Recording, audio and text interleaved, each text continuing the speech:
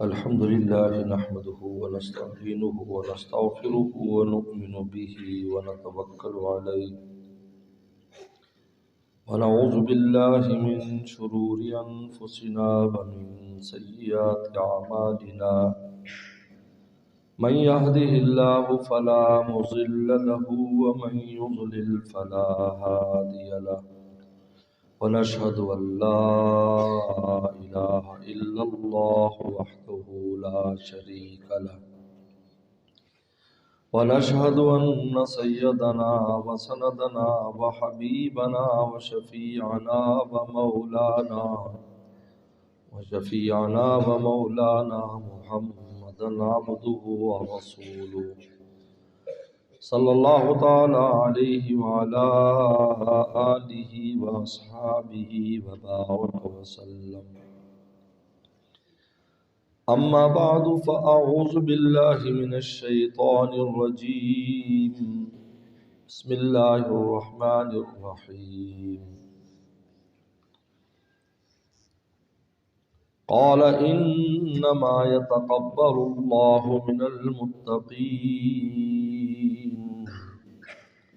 وقال تعالى هل يستوي الذين يعلمون والذين لا يعلمون. صدق اللہ مولانا العظیم. عزیز طلبہ اور طالبات، اللہ تعالیٰ نے قرآن مجید میں حضرت آدم صلی اللہ علیہ وسلم کے دو بیٹوں کا قصہ بیان کیا ہے. ایک کا نام حابیل تھا اور ایک کا نام قابیل تھا. آدم السلام کے دونوں بیٹے، ایک مسئلے پر دونوں کا جھگڑا ہو گیا، تنازع ہو گیا. اب حق پر کون ہے اس کے لیے انہوں نے ایک علامت مقرر کی، اور وہ علامت یہ کہ ہم اللہ کے راستے میں صدقہ دیتے ہیں، جس کا قبول ہو جائے گا وہ سچا ہے اور جس کا قبول نہیں ہوگا وہ جھوٹا ہے. میری طرف دیکھو، وہ چھوٹے ادھر دیکھو، کوئی ادھر نہ دیکھے، میری طرف دیکھو. میں تمہیں دیکھنے آیا تو ادھر دیکھتے ہو.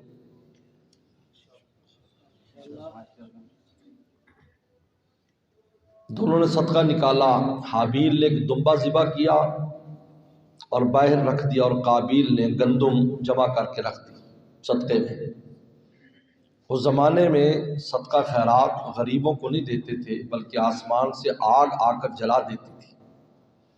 یہ پیغمبر السلام کی برکت ہے کہ اللہ نے اس امت میں زکوٰۃ خیرات اور صدقے کو غریبوں کے لیے، مسافروں کے لیے، مسکینوں کے لیے، مقروضوں کے لیے تقریباً 8 مصارف بیان کی کہ ان کے لیے جائز ہے. آپ علیہ السلام کی برکت ہے، ورنہ پہلے آگ جلا دیتی تھی.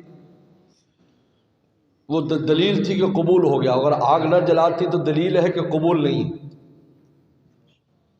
لیکن یہاں صدقہ خیرات اس زمانے میں غریب پر خرچ ہوتا ہے، غریب نیکی کرتا ہے، صدقے کا اپنا اجر ملتا ہے، اس کی نیکی کا اجر بھی ملتا ہے. طالب علم پر خرچ کرتا ہے، عالم حافظ قاری بن جاتا ہے، اس کے لیے صدقہ جاریہ بن جاتا ہے. پہلے زمانے میں ایسا نہیں تھا. آسمان سے آگ آئی اور حابیل کا جو صدقہ تھا، جو مینڈا تھا، اس کو کھا گئی، اس کو جلا دیا. قابیل کا قبول نہیں ہوا تو اس کو بہت غصہ آیا. انہوں نے کہا لاقتلنک، میں تجھے قتل کروں گا. تیرا قبول ہے، میرا قبول نہیں ہوا، تو غصے میں آ گیا اور اس میں کہا کہ لاقتلنک، میں تجھے قتل کروں گا. انہوں نے ایک قانون بیان کیا حضرت حابیل نے، انما یتقبل اللہ من المتقین، کہ اللہ تعالیٰ متقی، گناہ سے بچنے والوں کا صدقہ قبول فرماتے ہیں. میرا اس میں کیا قصور ہے؟ تم گناہ کرنا چاہ رہے ہو، تم گناہ پر مصر ہو، غلط کام کرنا چاہ رہے ہو. ابا جی نے بھی روک دیا، آدم علیہ السلام نے بھی منع کیا، لیکن تم کہتے ہو کہ نہیں، میرا نفس یہ چاہتا ہے، میرا دل یہ چاہتا ہے، میں اس پر عمل کروں گا، میں ابا کی بھی نہیں مانوں گا. بابا آدم جیسا ابا جس کا تھا. تو تم غیر متقی ہو. میں نے ابا کی بات مان لی تو میں متقیوں میں آ گیا، تو اللہ نے متقی کا قبول کر لیا. اس آیت مبارکہ سے ایک بہت اہم سبق ملتا ہے عزیز طلبہ اور طالبات، وہ یہ ہے کہ علم دین کے لیے اور طالب علموں کے لیے اور علماء کے لیے اور اہل دین کے لیے دو چیزیں ضروری ہیں کہ ان میں قابلیت بھی ہو اور قبولیت بھی ہو۔ خالی قابلیت ہو اور قبولیت نہ ہو تو شیطان میں بڑی قابلیت تھی، کتنے دور تک چلا گیا، فرشتوں کا سردار بن گیا اپنی قابلیت کی بنیاد پر، لیکن اللہ کے ہاں اس کی قبولیت نہیں تھی۔ راندہ درگاہ فخرج فإنک رجیم، نکل جا تو مردود ہے، فخرج فإنک رجیم، حالانکہ قابلیت بہت تھی اس میں، سب سے زیادہ عبادت گزار تھا، اللہ کی معرفت بھی رکھتا تھا، علم بھی رکھتا تھا، لیکن ان میں کیا نہیں تھا؟ قبولیت نہیں تھی عند اللہ، کیونکہ اس کی نیت ٹھیک نہیں تھی۔ وہ سارے اعمال کر رہا تھا صرف دکھلاوے کے لیے، اس کا مقصد تھا سرداری پر قبضہ کرنا، کہ اس کائنات میں اللہ کے بعد میری سرداری ہو، اللہ کا میں نائب بنوں، آسمانوں پر بھی میری حکومت ہو، زمین پر بھی میری حکومت ہو، اس کی غرض یہ تھی، اس لیے وہ یہ کیا۔ تو اللہ تعالیٰ نے بھی کہا کرنے دو، بھی کرنے دو، کوئی نہیں، جہاں تک جاتا ہے جانے دو۔ بالکل آخر میں جب پہنچ گیا کہ فرشتوں کا استاد بن گیا، اور عزازیل اس کا نام دربار الہی سے اس کو ایشو ہو گیا اور ٹائٹل مل گیا عزازیل، عبدالعزیز، یعنی عزت والے کا بندہ، اتنا اونچا اس کو جب ٹائٹل مل گیا، اب اللہ تعالیٰ نے امتحان لیا اس بات کا کہ بھائی یہ سارا کچھ جو کیا ہے یہ میری محبت میں کیا ہے، میرے لیے کیا ہے، یا کسی اور غرض کے لیے؟ کہا کہ فاسجدوا لآدم، آدم کو سجدہ کرو۔ اے شیطان، وہ تو چونکہ استاد تھا ان کا کہ تو بھی سجدہ کر، فرشتے بھی سجدے کریں، فابا واستکبر وکان من الکافرین، انکار کیا، تکبر کیا، کیونکہ اس نے تو خود خلیفہ بننا تھا، اس نے خود اللہ تعالیٰ کا نائب بننا تھا، انہوں نے میرا مقابلہ آ گیا۔ اس نے یہ نہ دیکھا کہنے والا کون ہے، یہ دیکھا کہ حکم کیا ہے۔ اگر یہ دیکھ لیتا کہنے والا کون ہے تو کہتا بس ٹھیک ہے اللہ تعالیٰ کہ ہم تم اللہ کے لیے سب کچھ اللہ پر فدا ہے، لیکن اس نے یہ نہیں دیکھا، نہیں یہ دیکھا کہ کیا حکم ہے، یہ حکم ہے انا خیر منہ خلقتنی من نار وخلقتہ من طین، مجھے آگ سے بنایا ہے، آگ اوپر جاتی ہے، یہ مٹی سے بنا ہے، مٹی نیچے جاتی ہے، اس کا جو میٹیریل ہے وہ اس میں تصفل ہے، وہ سفلی ہے، زمین پہ جانے والا ہے، میرا جو میٹیریل ہے وہ اوپر جانے والا ہے۔ میں اپنی میٹیریل کے اعتبار سے اور اپنے مادہ کے اعتبار سے بھی اس آدم سے افضل ہوں، اور پھر میں نے اتنی عبادتیں کی اور میں کہاں سے کہاں تک پہنچا، اور کتنی میں نے اللہ تیری عبادتیں کی، تیری خدمت کی، اور یہ آدم تو ابھی پیدا ہی ہوا ہے اور آپ مجھے کہتے ہیں اس کو سجدہ کر۔ یہاں آ کر فیل ہو گیا تو یہ بات ظاہر ہوئی۔ شیطان سے ایک بار کسی نے پوچھا بھائی تمہیں اتنا بڑا یعنی واقعہ تیرے ساتھ ہو گیا کہ فخرج پہ نکل جا تو مردود ہے۔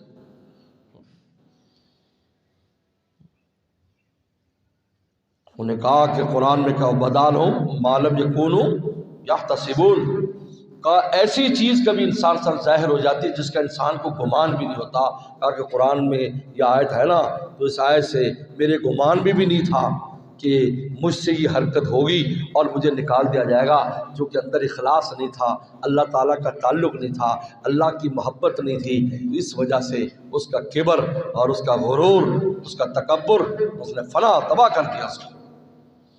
باوجود ہے کہ سارا کچھ، ساری چیزیں عبادت بھی اس کے کھاتے میں رکھی ہے، اللہ کی معرفت بھی، علم بھی سب ہے، لیکن اندر اس کی کبر تھا، غرور تھا۔ جیسے بلعم بن باعور کتنا بڑا عالم تھا، قرآن نے خود بیان کیا ہے، موسیٰ علیہ السلام کو امتی اتنا بڑا عالم، 400 علماء اس کے پاس پڑھتے تھے، علماء پڑھتے تھے، طالب علموں کو تو اجازت نہیں ہوتی تھی وہ کہیں پڑھ کے آئیں اور جب عالم بن جائے پھر آ کر پڑھیں، کیونکہ علوم اتنے اونچے ہیں، طالب علموں کے کام کے نہیں، طالب علم نہیں پڑھ سکتے، جب عالم بن جائے تو آئیں۔ لیکن اندر صحیح نہیں تھا اس کا، اتنے بڑے علم کے باوجود بھی قرآن نے کہا کہ کیا کر دیا، کتے کی طرح ہو گیا۔ حضرت موسیٰ علیہ السلام کے خلاف بد دعا کر دی، کتے کی طرح ہکلاتا تھا، زبان اس کی ناک پر آ گئی۔ اس لیے عزیز طلبہ اور طالبات، آج کا جو موضوع ہے اور آج میں نے جو آپ کو جمع کیا ہے، دو باتوں کے لیے، ایک تو قابلیت پیدا کرو اور ایک قبولیت پیدا کرو، دو چیزیں، قابلیت اور قبولیت۔ قابلیت کے لیے محنت کرنی ہوگی، اور یہ جو آج اس ہمارا ماحول بنتا جا رہا ہے، اللہ معاف فرمائے، جس کی وجہ سے ہمارا وقت ضائع ہو رہا ہے، جس میں موبائل فون خاص طور پر ایک بہت بڑی مصیبت بن کر خواص پر حملہ آور ہے۔ تم سب خواص ہو، میں بھی خواص ہوں، سب خواص میں سے، علماء صلح سب خواص میں سے۔ آج ہمارے یہاں ہمیں موبائل فون تباہ و برباد کر رہا ہے، یہ محنت کے خلاف ہمارا وقت ضائع ہو رہا ہے، ہم وقت ضائع کر رہے ہیں۔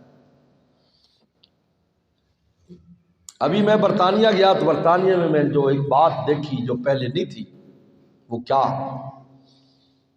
کہ وہ لوگ جو اسکول کالجوں میں پڑھتے، یونیورسٹیوں میں پڑھتے ہیں، شام کو مسجدوں میں عالم بن رہے ہیں، حافظ بن رہے ہیں، قاری بن رہے ہیں، صبح یونیورسٹی میں ڈاکٹر بن رہے ہیں، شام کو آ کر کہ ہمارا وقت ضائع نہ ہو، یونیورسٹی کا کام بھی پورا کرتے ہیں، کالج کا بھی، اسکول کا بھی، شام کو آ کر قرآن حفظ کر رہے ہیں، دو گھنٹے، صرف 2 گھنٹے کے مدرسے، 3 گھنٹے کے مدرسے۔ ایک جگہ میرا بیان ہوا، 80 طالب علم تھے شام کے مدرسے میں، 80 طالب علم، اور کوئی ڈاکٹر بن رہا ہے، کوئی انجینئر بن رہا ہے، اور وہ عالم بن رہے تھے، اور انہوں نے عبارات وغیرہ پڑھی حدیث کی، تو فرق نظر نہیں آیا کہ یہ وہ 8 سالہ صبح سے شام تک پڑھنے والے ہیں یا 2 گھنٹے والے۔ کتنے لوگ ملے مجھے، وہ کیا ہے کہ وقت کو قیمتی بنا رہے ہیں، کیونکہ وہ ان کھیلوں سے تنگ ہو چکے ہیں، جن کھیلوں میں اور آپ گھس رہے ہیں، کیا پتہ اس میں کیا مزہ ہے، ان کے سامنے ان کی حقیقت ظاہر ہو گئی ہے، کچھ بھی نہیں، بلکہ وہ کتاب کی طرف واپس آ رہے ہیں۔ عجیب بات ہے، دوبارہ لٹریچر کا زمانہ آ رہا ہے، دوبارہ لائبریریاں آباد ہونے لگی، دوبارہ لوگ پڑھنے پڑھانے کی طرف آ رہے ہیں، کہ یہ موبائل نے زندگیاں تباہ کر دی، صحت بھی خراب کی، صحت بھی خراب ہے، آنکھیں خراب ہو رہی ہیں، ذہن خراب ہو رہا ہے، اس میں سے نکلنے والی شعاعیں زہریلی شعاعیں، جوانوں کی جوانی تباہ ہو گئی اس کی وجہ سے۔ آپ کی قابلیت محنت پر ہے کہ آپ اپنے وقت کو ضائع نہ کریں، کہ آج جو ہم وقت ضائع کرتے ہیں، ہر ایک دیکھ لے کتنا وقت ضائع کرتا ہے، پڑھائی کے ٹائم میں کوشش کرتا ہے ادھر ادھر دیر سے پہنچے، دیر سے آئے، آپ 5-10 منٹ اس کو سمجھتے ہیں، یہ 5-10 منٹ اگر اس کو مہینے کا جمع کریں گے تو کتنے گھنٹے بن جائیں گے، سال کا جمع کریں گے تو کتنے گھنٹے بن جائیں گے۔ محنت سے آپ کے اندر قابلیت پیدا ہوگی، چلتے پھرتے بھی یہی مشغلہ، علم کا مشغلہ، چلتے پھرتے بھی ہم نے بہت سو کو دیکھا،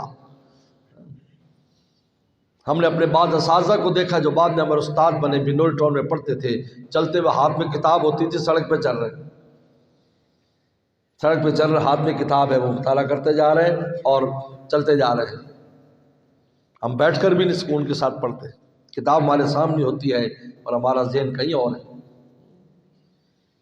محنت کرنی ہوگی، وقت کو ضائع ہونے سے بچانا ہوگا، تمام شعبے، حفظ کا شعبہ ہو، قرات کا ہو، درس نظامی کا ہو، کوئی بھی شعبے ہے، محنت کرنی ہوگی، آپ کو وقت ضائع ہونے سے بچانا ہوگا، آپ کو دوبارہ زندگی میں موقع نہیں ملنے والا، یاد رکھو، آپ گزر جاؤ گے، پچھتاؤ گے، پھر کہو گے آئے کاش اس میں یہ کر لیتا، وہ کر لیتا۔ بعض ایسے علوم ہیں، چھوٹے چھوٹے علوم، جن پر ہم نے اس وقت توجہ نہیں دی، آج پچھتاتے ہیں کہ یار کاش اس وقت وہ چھوٹا سا علم تھا وہ بھی حاصل کر لیتے، لیکن سستی ہوئی، وہاں دینے والے موجود تھے لیکن ان سے نہیں لیا، ابھی چلو ہم دوسرے میں لگے ہیں، تو کوئی باوجود ہے کہ اللہ کا شکر ہے جو بڑے بڑے علوم تھے یا جو بھی علوم تھے ان کے، یہاں تک کہ فن قرات تک کو بھی سمجھنے کی کوشش کی کہ یہ کون سا فن ہے، لیکن اور بہت سے ایسے علوم ہیں جو بظاہر درسگاہوں میں نہیں پڑھائے جاتے، لیکن آج بھی دل میں یہ ندامت اور دل میں یہ پچھتاوا رہتا ہے کہ کاش ہم وہ بھی حاصل کر لیتے۔ محنت کرنی ہوگی، وقت کو ضائع ہونے سے بچانا ہوگا۔ ہر وہ چیز جو آپ کا وقت ضائع کرتی ہے اس سے وہ آپ کی دشمن ہے، چاہے وہ آپ کا دوست ہے، آپ کا عزیز ہے، موبائل فون ہے، کوئی بھی ہے جو آپ کا وقت ضائع کرتا ہے۔ ہمارے والد صاحب رحمۃ اللہ علیہ، ہمارے بھائی سب سے پہلے میرے جانے کے بعد جب میں درجہ اولیٰ میں گیا تو ہمارے بڑے بھائی حافظ سراج احمد صاحب یہاں سے گئے، والد صاحب نے بھیجا، لیکن یہ تاکید کی کہ جمعرات کو جا کر ملنا اس کو، جمعرات کو، حالانکہ وہ پہلے آ گئے تھے، اور اگر درمیان میں جب جاؤ تو چھٹی کے ٹائم ملنا۔ وہ جمعرات کو آئے، میں نے کہا بھائی اب بہت خوشی ہو، کیونکہ کراچی اس وقت کوئی آ جاتا، میں پہلی دفعہ گیا تھا، دل بھی بڑا اداس ہوتا تھا، پورا سال میں ہر جمعرات کو اتنے گھر ماں باپ یاد آتے تھے، میں ہر جمعرات کو روتا تھا، لیکن وہاں کوئی دوست احباب بھی نہیں تھے کیونکہ یہاں کے علاقے کے لوگ ہی نہیں تھے۔ اکیلا کمرے میں اکیلا ہوتا، سب چلے جاتے اپنے رشتہ داروں کے پاس، ادھر پٹھان حضرات ہوتے ان کے کوئی نہ کوئی رشتہ دار نکل ہی آتا، لیکن کوئی بھائی نہیں، کمرے میں وہیں کھا رہے ہیں وہیں پی رہے ہیں۔ مولانا عبد القیوم صاحب رحمۃ اللہ علیہ، تو قاری بارک اللہ صاحب کے تایا جان اور ان کے سسر بھی، حضرت والد صاحب درجہ رابعہ میں تشریف لائے تھے کراچی، تو میرے سامنے ابا جی نے پوچھا یہ جلیل کیسا ہے؟ کہا تھا ہر وقت مدرسے میں پڑھا رہتا ہے، تو جب دیکھو مدرسے میں پھر رہا ہے، لوگ سیر سور کرنے جاتے ہیں یہ پتہ نہیں جاتا بھی نہیں ہے، یہ تو ادھر ہی پھرتا، جب دیکھو ادھر ہی پھر رہا ہے۔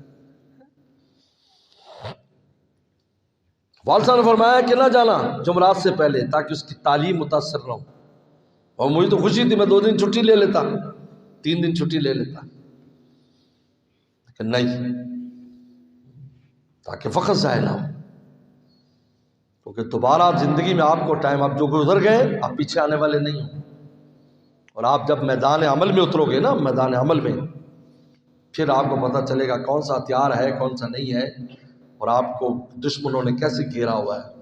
اس وقت پورا عالم اسلام جو ہے اس کو ایسے دشمن ہیں، ہم میں سے بھی ہیں جو مسلمان کہلاتے ہیں، مسلمان سکالر بنے ہوئے اور اسلام کے خلاف باتیں کر رہے ہیں، اسلامی سکالر مسلمان اسلام کے خلاف باتیں کر رہے ہیں، غیر تو غیر ہے۔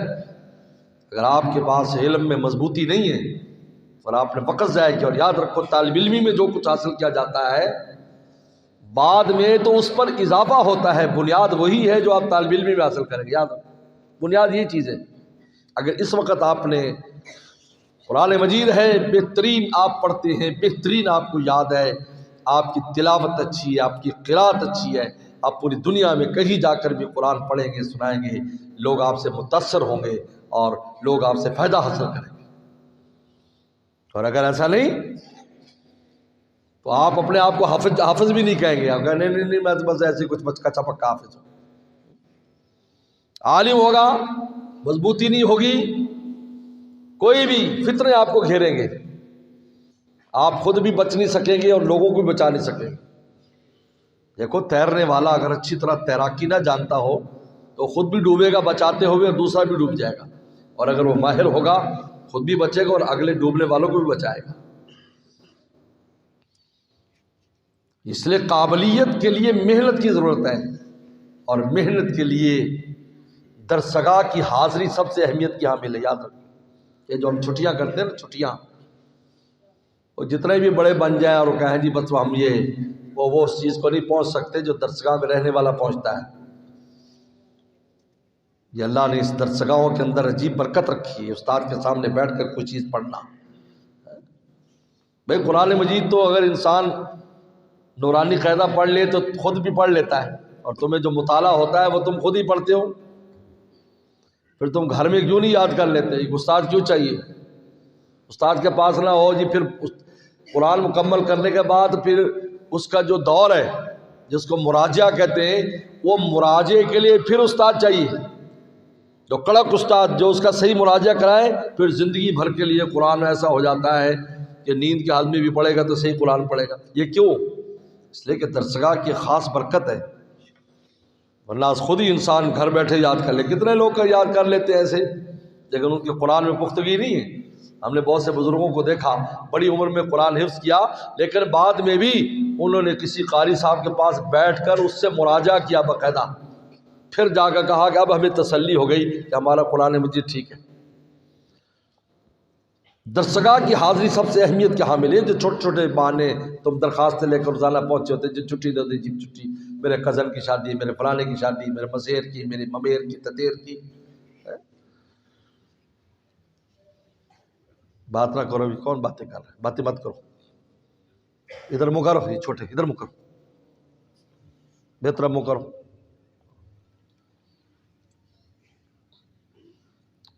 ہوتی رہیں گی شادیاں، شادیوں سے آپ کو کیا غرض ہے؟ آپ کو کیا غرض ہے شادیوں سے؟ طالب قصے نہیں سنے کہ خط آتا تھا تو مٹکے میں ڈال دیتا تھا، اور کہا پتہ نہیں کوئی ایسی بات لکھی ہوگی مجھے تشویش ہوگی۔ جب مٹکا عالم بن کر مٹکا دیکھا کہ ابا مر گیا، اماں مر گئی، فلاں سب کے لیے دعا کر دی، ان کا میں تو اگر اب مرنے پہ جا رہا ہوتا، کسی کے پرنے پہ شادی پہ جا رہا ہوتا، آج میں تو علم حاصل نہ کرتا، نہ میرے ماں باپ کو اس کا فائدہ ہونا تو نہ کسی اور۔ 4 دن چھٹی ہے جی، یہ کیا مطلب ہے؟ اگر بہت ہی ضروری ہے تو ایک ضروری چیز، وہ بھی ولیمہ، ولیمے میں شریک ہو جائے بس، زیادہ 1 دن کافی ہے، گیا ہو رہا۔ لیکن ہمیں خود اہمیت نہیں ہے اس کی، ہم بہانے تلاش کرتے ہیں چھٹی کرنے کی۔ درسگاہوں کی حاضری بہت اہمیت کے حامل ہے، محنت میں یاد رکھو، اور پھر بعد میں اپنی محنت کرنا۔ یا جو رات کو ہم مطالعے کے لیے بٹھاتے ہیں، کتاب سامنے رکھی ہوئی، آپ کہیں اور ہے۔ یہ تو وقت جو مقرر کیا جاتا ہے یہ تو ضروری وقت ہے۔ ہم بنور ٹاؤن میں پڑھتے تھے 11 بجے، سردیوں میں 11 بجے اور گرمیوں میں 11:30 آخری ٹائم ہوتا۔ ہم 1 بجے تک پڑھتے رہتے، 1 بجے تک، 1 بجے تک پڑھ رہے ہیں۔ کبھی کوئی چیز ہے تو تہجد میں اٹھ کر دوبارہ پڑھ رہے ہیں، مطالعہ کر رہے ہیں، یہ کر رہے ہیں، وہ کر رہے ہیں۔ کتنی بار ایسا ہوا کہ تہجد میں ہم تکرار کرتے تھے، پوری کلاس اٹھ جاتی ہے تہجد میں تکرار کر رہے ہیں کہ بھائی اس میں کیا ہے، ابھی چونکہ امتحانات قریب ہیں لہذا رات دن محنت کریں۔ وقت ضائع مت ہونے دیں آپ۔ اور دوسری قبولیت ہے، قبولیت کے لیے 3 چیزیں بہت اہم ہے، یاد رکھو۔ نمبر 1 اخلاص، اللہ کی رضا کے لیے پڑھو، اللہ کو راضی کرنے کے لیے، اللہ کو خوش کرنے کے لیے، اللہ تعالیٰ کوئی اور غرض نہ ہو۔ ڈگری ملے گی، وہ ملے گا، وہ مل ہی جائے گی تمہیں، وہ تو ملنی ہے۔ آپ مجھے بتائیں اگر ایک آدمی حج عمرہ کرنے کے لیے جائے اور وہ نیت کر لے کہ جہاز میں بیٹھوں گا، جہاز میں سنا ہے بڑے مزے آتے ہیں، جہاز کی بیٹھیں گے وہاں سنا ہے کھانا پینا بھی ملتا ہے، تو یوں ہوتا ہے تو وہاں ہوتا ہے، تو لوگ کہیں گے یار بڑا بیوقوف آدمی ہے۔ بھائی تو یہ نیت کرنا اللہ کے گھر کے اور رسول اللہ کے روزے کی زیارت کروں گا، یہ جہاز والا مزہ تو تجھے مل ہی جانا ہے، باقی چیز تو مل ہی جائیں گی۔ رزق روٹی خدا نے جو لکھی ہے انشاءاللہ برکت والی ملے گی، چوپڑی روٹی کون سی ملے گی؟ چوپڑی۔ ایک اللہ والے نے بڑی پیاری مثال دی، انہوں نے کہا جو مرغا لڑواتا ہے آدمی، گاؤں میں جو مرغے لڑواتے ہیں تو لڑنے والے مرغے کو بغل میں لیے پھرتے ہیں، اس کو بادام کھلاتے ہیں، اس کے ٹانگوں کی مالش کرتے ہیں، اس کو دیسی گھی پلاتے ہیں، حالانکہ وہ کچھ بھی نہیں، انڈے ونڈے نہیں دیتا، اور وہ مرغیاں جو انڈے دیتی ہیں اس کو یوں دانہ پھینک دیتا ہے، کوئی نالی میں گرتا ہے کہیں تو بیچاری وہاں سے جا کر چگتی ہیں، اور وہ بھی عام دانہ، کوئی اسپیشل دانہ نہیں ہوتا، اور اس کو بادام کھلایا جا رہے ہیں۔ تو کسی نے پوچھا اس سے، انہیں تو عجیب آدمی، یہ انڈے دیتی ہیں، خود بھی کھاتا ہے، فروخت کر کے پیسے آتے ہیں، آمدن آتی اس سے، اور یہ مرغا تو کسی کام کا بھی نہیں ہے۔ تو اس نے جو بات کی ہے سننے والی، انہوں نے کہا ٹھیک ہے یہ مرغیاں انڈے دیتی ہیں، مجھے مالی فائدہ ہوتا ہے ان سے، بات یہ ہے کہ جب مرغا لڑتا ہے نا یہ، اور پوری بستی جمع ہے اور لوگ جمع ہے، اور یہ جب جیت جاتا ہے تو پورے بستیوں میں میرا نام بلند ہو جاتا ہے، یار واہ فلاں کا جو مرغا تھا نا وہ جیت گیا، ہر جگہ میرا ذکر ہو رہا ہے۔ یہ انڈے دینے والوں کی وجہ سے میرا نام بلند نہیں ہوتا، یہ مرغے کی وجہ سے میرا نام بلند ہوتا ہے۔ تو اس اللہ والے نے مثال دے کر کہا کہ پوری دنیا انڈے دے رہی ہے، یعنی پیسے، کھیت والے کھیتیے پیدا کر رہے ہیں، تاجر تجارت کر رہے ہیں، کارخانے والے کارخانوں سے مال بنا رہے ہیں، سب کچھ کر رہے ہیں، اور علماء ان کی کوئی فیکٹریاں نہیں چلا رہے، کوئی دکانیں نہیں چلا رہے، لیکن جب میدان عمل میں آتے ہیں اور اللہ کے نام پر، دین پر کوئی حملہ کرتا ہے، یہ مقابلہ کرتے ہیں اور اللہ کے نام کو بلند کر دیتے ہیں۔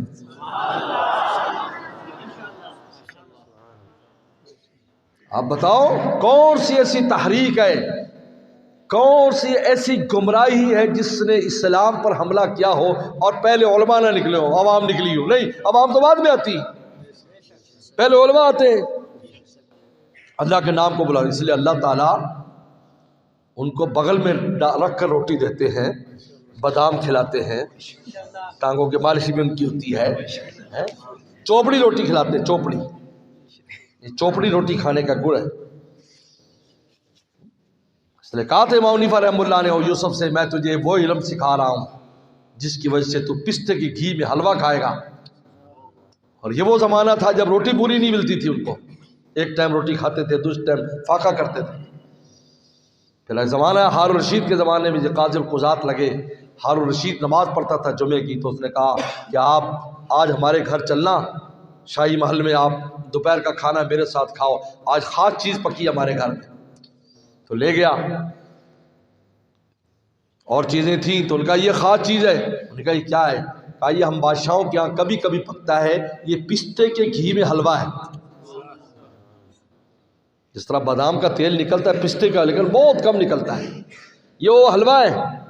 تو آپ ہنسنے لگے، ارشد کا آپ کیوں ہنستے ہیں؟ انہوں نے کہا کہ میرے استاد ابو حنیفہ فرمایا کرتے تھے تجھے ایسا علم سکھا رہا ہوں جو پستے گھی میں حلوہ کھلائے گا۔ تو ہارون رشید رونے لگا، ان کا اللہ رحم کرے، تمہارے استاد کی قبر پر، ابو حنیفہ کی قبر پر کتنے دور رستے ان کی نگاہ دیکھ رہی تھی کہ میرا شاگرد آگے جا کر کس مقام پر پہنچنے والا ہے۔ رضا الہی کے لیے، قابلیت قبولیت کے لیے پہلی چیز اخلاص نیت چاہیے، دوسری چیز ادب۔ یہ آج بے ادبی شروع ہو چکی ہے، اتنی بے ادبی، اللہ معاف فرمائے، اتنی بے ادبی۔ ہم جب بنور ٹول میں پڑھتے تھے، درجہ اولا کے اندر ہمیں یہ نصیحت تھی، اولا میں کہ مدرسے میں جھاڑو دینے والے کا بھی تم نے ادب کرنا ہے، جو مدرسے میں جھاڑو دے رہا ہے، اس لیے کہ یہ بھی اس نظام کا حصہ ہے۔ اور ہمارے استاد مفتی ولی حسن ٹونکی فرمایا کرتے تھے کہ یہ سب دین کی خدمت گزار کشتی کی طرح ہے، ایک کشتی ہے جس کشتی میں کچھ سواریاں ہیں، کچھ پانی نکالنے والے ہیں، کچھ چپو چلانے والے ہیں، کچھ سمت دکھانے والے ہیں، کچھ سواریاں ہیں۔ جب منزل پر کشتی جاتی ہے تو سب کے سب پہنچ جاتے ہیں۔ فرمایا یہ مدرسے میں شیخ الحدیث ہو، مدرسے میں محتمم ہو، مدرسے میں مفتی ہو، مدرسے میں چپڑاسی ہو، مدرسے میں منشی ہو، یہ سارے اس دین کی کشتی کے سوار ہیں۔ جب کشتی جنت میں جائے گی تو سارے چلے جائیں گے۔ 8 سال میں بنور ٹول میں رہا الحمدللہ، اور استادوں کی خدمت بھی کی۔ آج تو تم چمچا گیری کرتے ہو، استادوں کی چمچا گیری اور چیز ہے، خدمت اور ابھی میں تھوڑا اس پر تمہارا پریشن کروں گا۔ ہم 8 سال خدمت کی، ہر بڑے استاد کے خادم بن کر رہے، چھوٹے استاد کے خادم بن کر رہے۔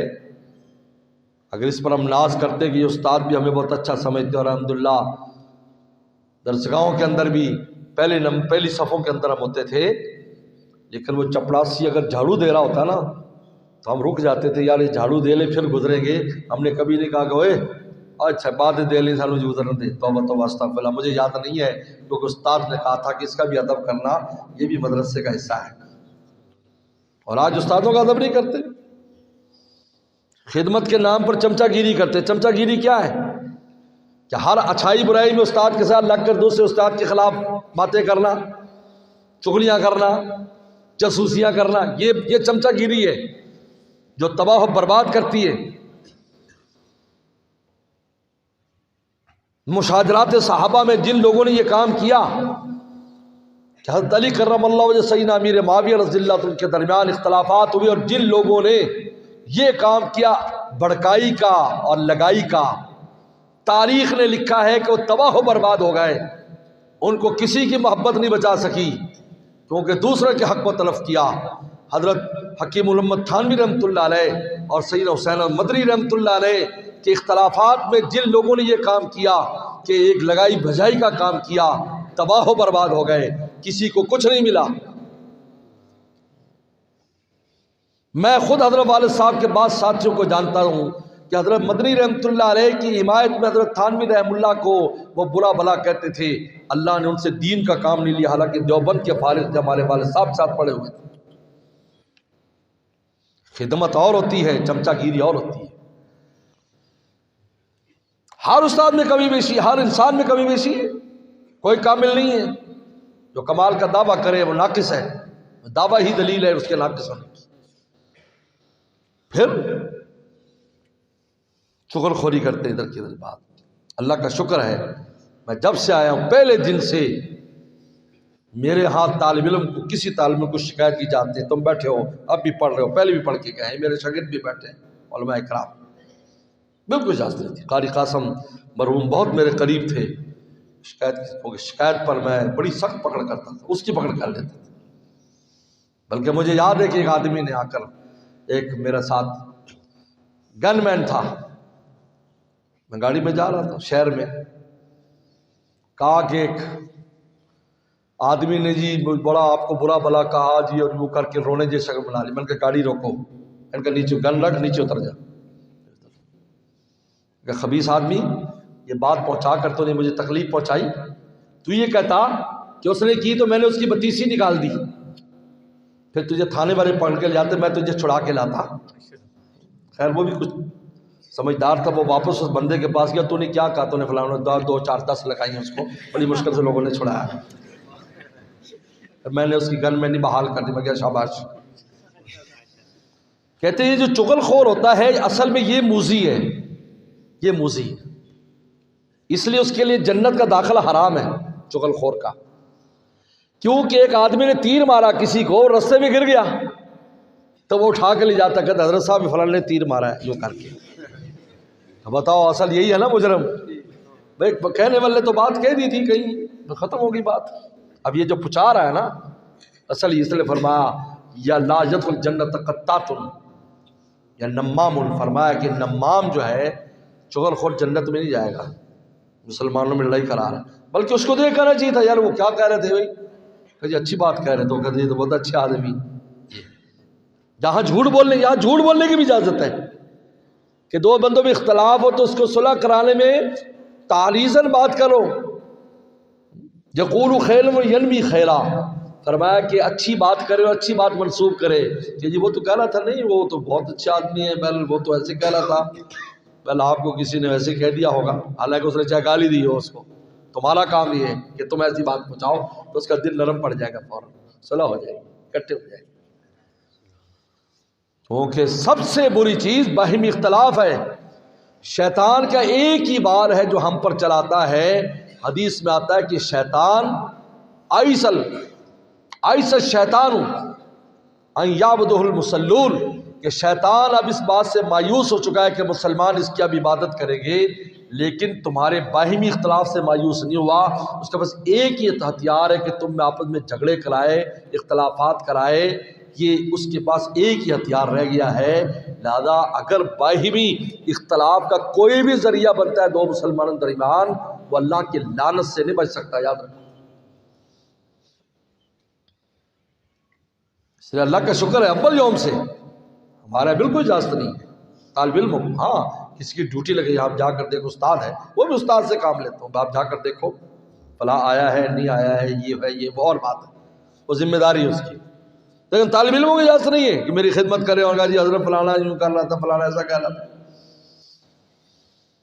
اس لیے استادوں کی خدمت کرو لیکن چمچا گیری نہیں کرو کہ تمہیں کچھ نہیں ملے گا اس سے۔ ہمارے شیخ کے ہاں بعض لوگوں نے، بعض ایسے ہو جاتے انہوں نے شکایت لگا دی، دوسروں کی شکایت لگاتے رہے، جی فلانا مرید ایسا ہے، فلانا ایسا، فلانا ایسا۔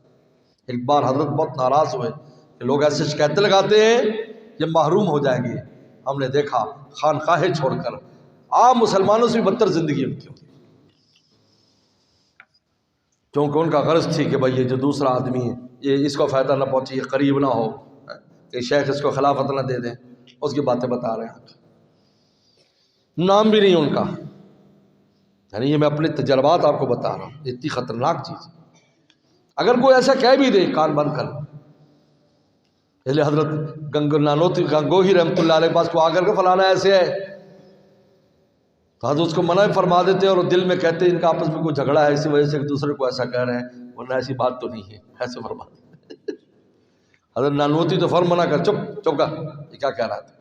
لیکن آج ہم بھی سنتے ہیں، اللہ معاف فرمائے، استاد لوگ بھی سنتے ہیں. یہیں سے خرابیاں آتی ہیں، یہیں سے دوریاں پیدا ہوتی ہیں. حالانکہ حقیقت میں کچھ بھی نہیں ہوتا، بات کچھ بھی نہیں ہوتی. اس لیے ادب کو ملحوظ رکھو. آپ نے فائدہ اٹھانا ہے. آپ دیکھو آپ یہاں پر ہمیشہ رہنے والے نہیں ہو، کچھ عرصے بعد آپ یہاں سے چلے جاؤ گے، تو آپ اس طرح جاؤ سب آپ کو دعائیں دیں، یار بڑا اچھا تھا، بڑا اچھا. بنول ٹاؤن کب سے ہماری فلاحت ہے؟ 1986 میں وہاں سے فارغ ہو کر آئے. الحمدللہ آج تک پوری دنیا میں کہیں جاتے کوئی ہمارے بعد کا طالب علم یا پہلے کا طالب علم یا استاد وہ سب یاد کرتے ہیں، یار وہ ایسے ہوتے تھے، وہ یوں تھے، تعریفیں کرتے ہیں. لوگ کہتے ہیں یار آپ کو بڑا طالب علم بھی سارے آپ کو جانتے حضرت، اور سب یہ عجیب بات ہے. ان کا اچھی مثالیں چھوڑی. ایسا نہیں ہے کمی بیشی نہیں ہے، اختلاف جھگڑے تو ہوتے رہتے ہیں، اس زمانے میں وہ ہوں گے، ہر زمانے میں رہتا ہے. اتنی بڑا سیٹ اپ ہے، اس میں کچھ نہ کچھ چلتا رہتا ہے. اس کا مطلب نہیں کہ میں اور آپ اس کا حصہ بنے. آپ نے تو وقت گزارنا ہے. اس لیے ہمارے والد صاحب رحمۃ اللہ علیہ نے نصیحت فرمائی تھی، دیکھو یہ دریا ہے، تم پانی پینے کے لیے آئے ہو، تمہاری نظر پانی پہ ہونی چاہیے اور یہ کوشش ہونی چاہیے کہ زیادہ سے زیادہ پانی پیو، ہاتھی بن کے پانی پیو، چڑیا نہ بنو کہ ایک قطرہ لے لو، ہاتھی بن کے پانی پیو، کیونکہ پھر تم چلے جاؤ گے، یہ دریا سے دور چلے جاؤ گے، دوبارہ تمہیں موقع نہیں ملنا. تو کیوں ایسے کام چھوڑ کر جاتے فلانا تو فلانا. اس لیے یہ ادب کو ملحوظ رکھو، سب کا ادب کرو. ہر استاد کو ادب کی نگاہ سے دیکھو، اس سے ادب کا معاملہ کرو، چاہے مناسبت نہیں ہے لیکن ظاہری بے ادبی نہ کرو. بس یہ آپ کا کام ہے، ظاہری کوئی بے ادبی نہ کرو، کوئی بات نہ کرو.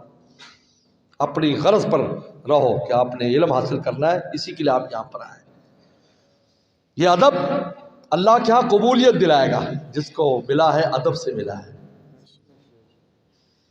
بے ادب محروم مان فضل رب. اور تیسری چیز تقویٰ ہے، گناہ سے بچو. انما یتقبل اللہ من المتقین.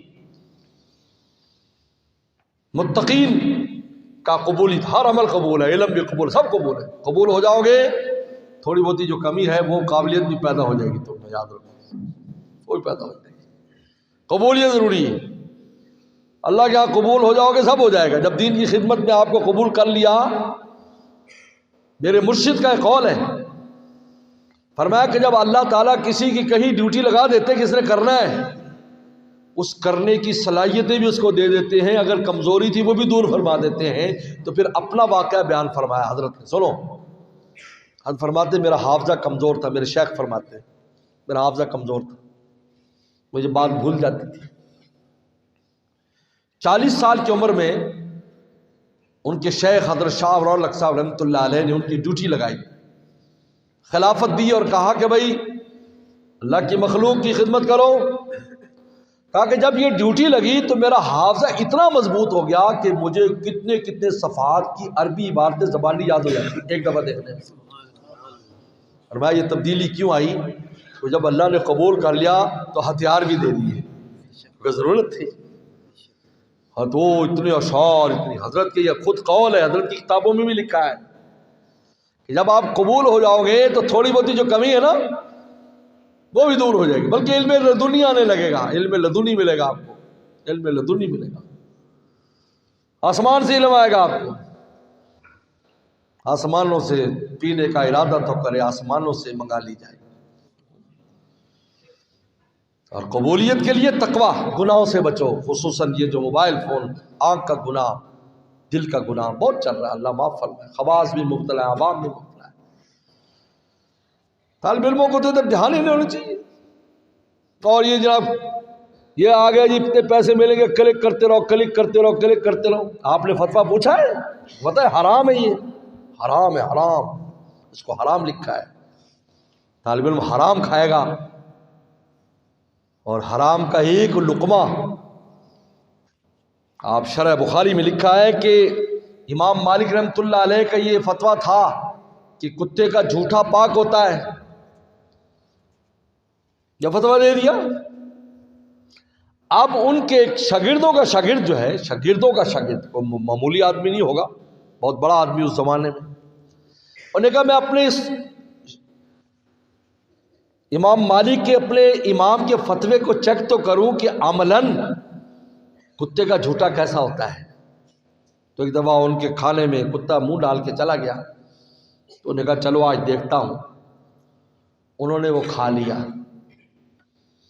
40 دن تک ان کا دل سیاہ رہا. 40 دن باوجود کہ امام مالک کا اس پر فتویٰ بھی تھا. خود انہوں نے اپنا تجربہ لکھا.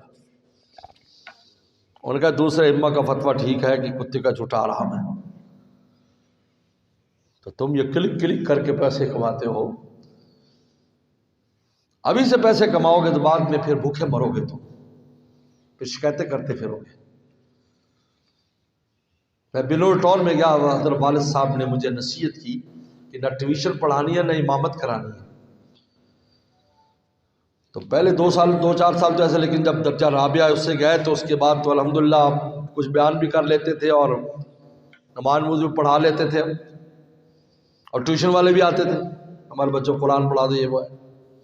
کیونکہ میں تکرار کراتا تھا تو وہ کہتے تھے بھی کوئی طالب علم بھی اچھا ہے تو وہ کہتے ہیں ہمیں BA کی تیاری کرا دو، MA کی تیاری کرا دو، اسلامیات تیاری کرا دو. میں نے حضرت والد صاحب سے پوچھا کہ آپ نے پابندی کیوں لگائی؟ فرمایا کہ تاکہ پیسے کمانے کا تمہارا ذہن نہ بنے، تم اللہ کے لیے پڑھو، کمائی کا چسکا تمہیں نہ لگے. جب نہیں لگے گا تو پوری دنیا تمہیں روٹی کھلائے گی.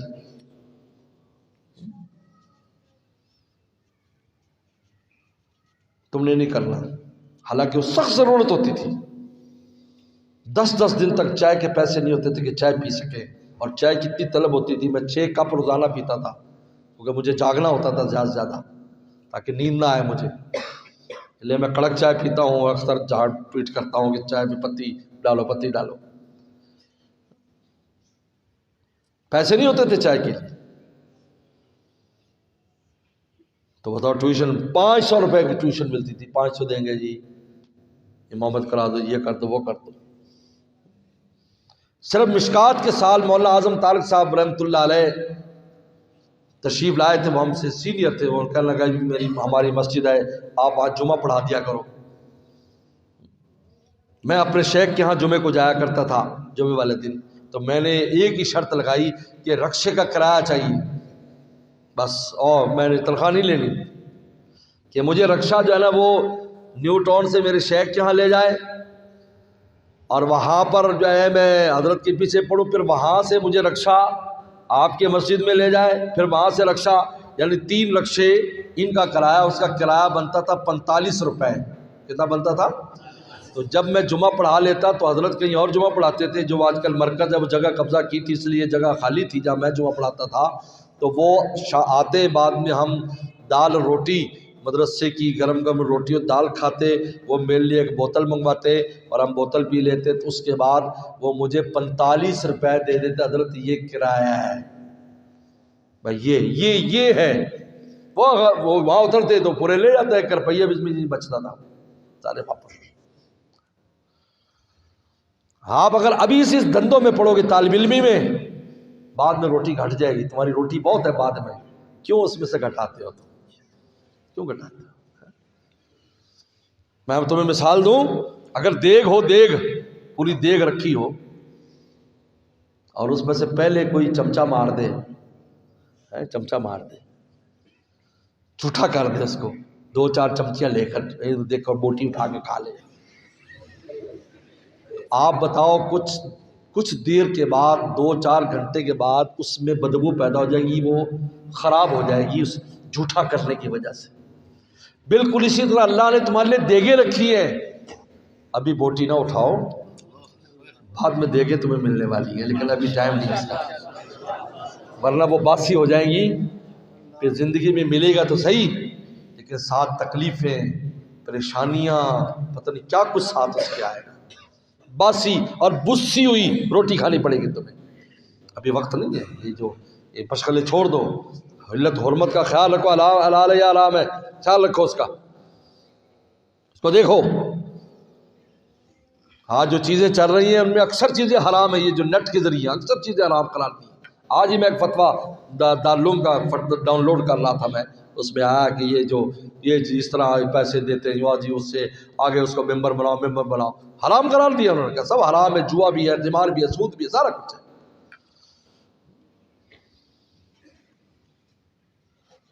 تو لہذا قبولیت حاصل کرنے کے لیے اخلاص، ادب اور تقویٰ، گناہوں سے بچو، موبائل سے دور رہو، چھوڑ دو اس کو، طلاق دے دو اس کو، چھوڑ دو. آپ کا کام نہیں ہے، وقت نہیں ہے، بات میں بہت زندگی ہے. پھر استعمال کا طریقہ بھی آ جائے گا، پھر ضرورت کے لیے استعمال کرو گے. اب تو مشکل، اب تو کیا ضرورت ہے آپ کو؟ کہتی گھروں کو خبر واسطے. ہمارے استاد، ہم جاتے تھے نا، کیسے آیا دفتر میں، حضرت کو خط پاول نگر سے گھر سے خط آیا. وہ کہتا خط نہیں آنا دلیل ہے کہ ماشاءاللہ ٹھیک ہے سارے، ورنہ تو تار آ جاتی کہ یہ ہو گیا. یا میں یہ دیتے تھا افسر، کچھ نہیں ہے، کچھ نہیں، خط نہ آنا دلیل ہے یہ سب ٹھیک ہے، ورنہ تو فوراً خبر پہنچ جاتی اگر کوئی ایمرجنسی خدا نخواستہ. تو کس لیے موبائل رکھنا بھائی؟ جی خبر ملے گی، گھرے گل. بھائی کیا گھر گل کرنی ہے؟ تو کتاب کے ساتھ گلیں کرو. یہ کتاب ہے، خیر الجلیس فی الزمان کتاب، بہترین دوست زمانے میں کتاب. بہرحال قابلیت اور قبولیت، بس یہ سبق یاد کر لو کہ ہم نے قابلیت بھی پیدا کرنی ہے انشاءاللہ اور قبولیت بھی پیدا کرنی ہے. باقی یہ کچھ